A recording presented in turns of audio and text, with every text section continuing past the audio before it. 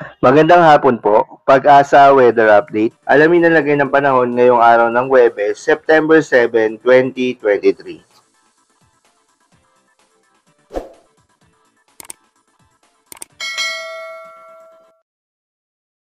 Mahinang habagat o southwest monsoon ang nakakaapekto sa kanlurang bahagi ng Northern Luzon at Central Luzon. Inyong mapapansin ang mga malawakang kaulapan po sa may bandang Sulusi ay hindi po natin inaasahan na magbubuong low pressure area. Itong mga kaulapan nito ay hindi magtatagal at inaasahan po nating malulusaw pagdating ng tanghali o sa hapon. Sa ating magiging lagay na panahon sa susunod na 24 oras, halos maghapon ay magiging maulap ang kalangitan sa Batanes at Babuyan Islands. Inaasahan din natin ang mga kalat-kalat na pag-ulan at thunderstorm doon.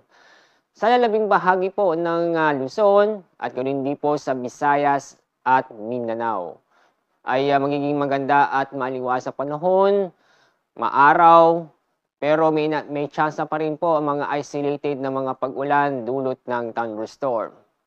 Dahil sa mainit na panahon ngayong araw, mataas po ang temperaturang matatala sa Metro Manila na aabot ng 33 degrees Celsius. 33 degrees Celsius din ang inaasahan po natin sa Tuguegarao. Bahagyang mas mataas naman sa Legazpi na aabot ng 34 degree Celsius. Dako tayo sa Visayas at Mindanao. Mataas po ang temperatura matatala po sa Zamboanga o mas mataas po ang temperatura matatala sa Zamboanga na abot po ng 35 degrees Celsius. Sa Iloilo, abot po ng 34 degrees Celsius.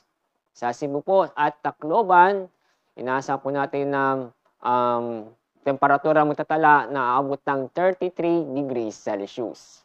Sa ating weather outlook, itong mahinang habagat ay patuloy pa rin makakaapekto sa kalurang bahagi ng Northern Luzon at Central Luzon. Pero pagdating po ng araw ng linggo, itong mahinang habagat ay maapektuhan ang kabuuang Luzon. Kaya sa Baguio City po ay sa susunod 2 araw, maganda po ang panahon inaasahan po natin, maliban lang po sa isolated na pag-ulan. Pero pagdating po ng araw ng linggo, halos maghapon po maulap ang kalangitan at may tsansa ng mga kalat-kalat na pag-ulan. Sa Metro Manila, inyo makikita sa susunod na 3 araw bukod sa magandang panahon, mainit na panahon na po natin sa mga araw nito. Kaya mataas pa rin ang temperaturang matatala na abot ng 33 hanggang 34 o 32 hanggang 34 degrees Celsius.